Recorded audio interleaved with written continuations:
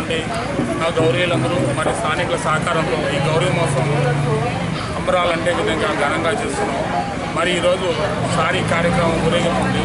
ఆ సారీ ఊరేగింపులో స్థానిక మహిళలు మరియు గౌరీలు అందరూ మాకు ఇంత సహకారం ఇచ్చినందుకు వాళ్ళందరికీ ముందుగా కృతజ్ఞతలు తెలుపుకుంటున్నాను. అదేవిధంగా ఈరోజు అన్నసంతర్పణ కూడా జయప్రదం చేయాలి.